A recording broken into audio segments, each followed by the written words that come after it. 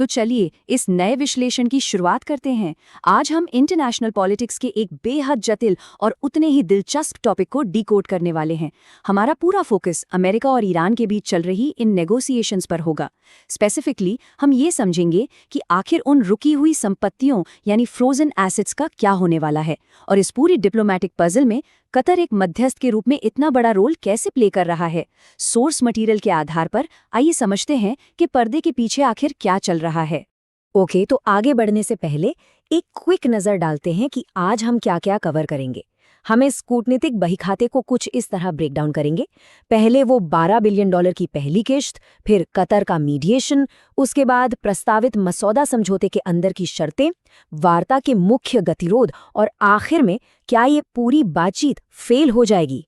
खैर, बिना किसी देरी के सीधे अपने पहले पॉइंट पर आते हैं और देखते हैं कि आखिर इस करंट जियोपॉलिटिकल न्यूज़ साइकिल का सबसे बड़ा फाइनेंशियल ट्रिगर क्या है।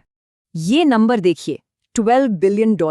पूरा डिप्लोमेटिक बवाल फिलहाल इसी एक नंबर के इर्द गिर्द घूम रहा है। रिपोर्ट्स के मुताबिक ये वो पैसा है जो फिलहाल कतर में विदेशी संपत्तियों के रूप में फ्रीज पड़ा है, और ईरान की डिमांड बिल्कुल क्लियर है। अमेरिका के साथ आगे कोई भी बातचीत तभी होगी जब एक शर्त के तौर पर इन $12 बिलियन को तुरंत रिलीज किया जाएगा। लेकिन यहाँ एक बड़ा कैच है, ये $12 बिलियन पूरी पिक्चर नहीं है। तेहरान दरअसल चाहता है कि अंततः एक व्यापक समझौते के तहत उसकी सभी विदेशी संपत्तियों को अनफ्रीज किया जाए। तो एसेंशियली ये $12 बिलियन सिर्फ एक शुरुआती कदम है। इस लंबे कूटनीतिक रास्ते की बस पहली किश्त है, न कि वो टोटल ग्लोबल अमाउंट जो ईरान आखिर में चाहता है। अब जब हम क्या समझ चुके हैं, तो आइए कौन की तरफ बढ़ते हैं। इन दो बिल्कुल अलग खड़े देशों के बीच आखिर बातचीत करवा कौन रहा है। यहीं पर एंट्री होती है कतर की, जो एक बेहद क्रूशियल मध्यस्थ का रोल निभा रहा है। और ये स्लाइड बहुत ही शानदार तरीके से दिखाती है कि पिछले कुछ वक्त में कूटनीति कितनी तेज रही है। इसे शटल डिप्लोमेसी कहते हैं। पहले एक कतरी प्रतिनिधि मंडल इन फ्रोजन एसेट्स पर बात करने तेहरान जाता है। उसके ठीक बाद ईरान के अब्दुल नासिर हिमाती दोहा आते हैं, और फिर कतर के प्रधानमंत्री और विदेश मंत्री दोहा में ही ईरानी अधिकारियों के साथ हाई लेवल मीटिंग्स करते हैं। इन सभी बैठकों का मेन मकसद सिर्फ एक है, अमेरिका और ईरान के बीच एक संभावित युद्ध विराम की शर्तों को एक्सप्लोर करना। मध्यस्थता के इन प्रयासों को समझने के बाद अब टाइम है इस प्रस्तावित मसौदे यानी मेमोरेंडम ऑफ अंडरस्टैंडिंग के अंदर झांकने का। आखिर इस ड्राफ्ट में ऐसी कौन सी बातें हैं जिन पर सहमति बनाने की कोशिश हो रही है। इस प्रस्तावित समझौते का एक बहुत ही वाइटल हिस्सा इस स्पेसिफिक जगह से जुड़ा है, हॉर्मज़ जलडमरू मध्य या स्ट्रेट ऑफ हॉर्मुज़। ये लिटरली दुनिया के सबसे महत्वपूर्ण ऑयल शिपिंग रूट्स में से एक है। इस स्ट्रेट को फिर से खोलना और सेफ रखना ग्लोबल इकोनॉमी के लिए कितना जरूरी है, ये हम सब जानते हैं, और इसी वजह से ये इस ड्राफ्ट डील का एक प्राइमरी कंपोनेंट है। तो ड्राफ्ट के मुताबिक ये ट्रेड ऑफ्स कुछ ऐसे दिखते हैं। दोनों साइड से कुछ स्पेसिफिक एक्शंस एक्सपेक्ट किए जा रहे हैं। एक तरफ ईरान को इस इलाके से कथित नौसैनिक खदानें हटानी होंगी और स्ट्रेट को बिना किसी टोल फीस के खुला रखना होगा। उसके बदले में अमेरिका अपनी नौसैनिक नाकेबंदी के कुछ हिस्सों को वापस लेगा, ईरानी बंदरगाहों पर लगे प्रतिबंधों में ढील देगा और कुछ पेनल्टीज माफ करेगा। बेसिकली ये कदम इसलिए डिजाइन किए गए हैं ताकि ईरान अपने ऑयल शिपमेंट्स को फिर से और आसानी से शुरू कर सके।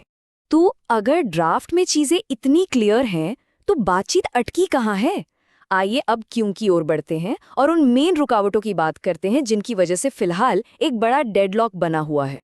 अब इस स्लाइड में जो डिटेल है वो सच में काफ़ी दिलचस्प है, क्योंकि ये उस फंडामेंटल स्टैंड ऑफ को बिल्कुल क्लियरली दिखाती है। दोनों देशों के बीच एक्शंस के सीक्वेंस यानी क्रम को लेकर बड़ा मतभेद है।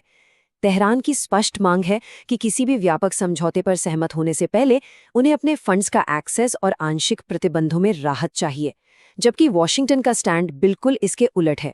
वो ईरानी संपत्तियों की रिहाई को सीधे तौर पर एक अंतिम और पूर्ण परमाणु समझौते के साथ लिंक करना चाहते हैं, और यही क्रम का टकराव सबसे बड़ी रुकावट है। इस ड्राफ्ट में परमाणु कार्यक्रम पर चर्चा के लिए एक टाइमलाइन भी प्रस्तावित की गई है। रिपोर्ट्स बताती हैं कि ईरान के परमाणु कार्यक्रम और संवर्धित यूरेनियम भंडार पर बात आखिरी स्टेजेस में ही होगी। ये सब एक प्रस्तावित 60 दिन के संघर्ष विराम और MOU पर सहमति बनने के बाद ही मुमकिन होगा। हालांकि ये भी बताया गया है कि ये मसौदा समझौता ईरान को परमाणु हथियार विकसित करने से रोकने के लिए बाध्य करेगा। इन सब कॉम्प्लेक्सिटीज और रुकावटों को देखते हुए अब हम इस विश्लेषण के आखिरी और सबसे अहम हिस्से पर आते हैं। कूटनीतिक प्रयास हमेशा बहुत नाजुक होते हैं और वर्तमान स्थिति निश्चित रूप से अनिश्चितताओं से भरी है। जैसे कि तस्नीम न्यूज एजेंसी की ये स्टेटमेंट देखिए। उनका साफ कहना है कि जब्त संपत्तियों पर जो ये असहमति है वो अभी भी इस पूरी बातचीत को पूरी तरह से पटरी से उतार सकती है।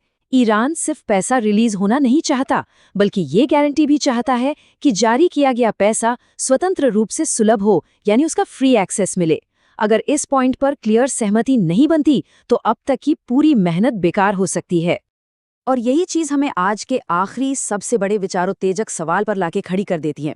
ये पूरा कूटनीतिक बहीखाता एक बहुत ही गंभीर मोड़ पर है। एक तरफ $12 बिलियन और प्रतिबंधों से राहत की तत्काल मांग है और दूसरी तरफ परमाणु अनुपालन की शर्त।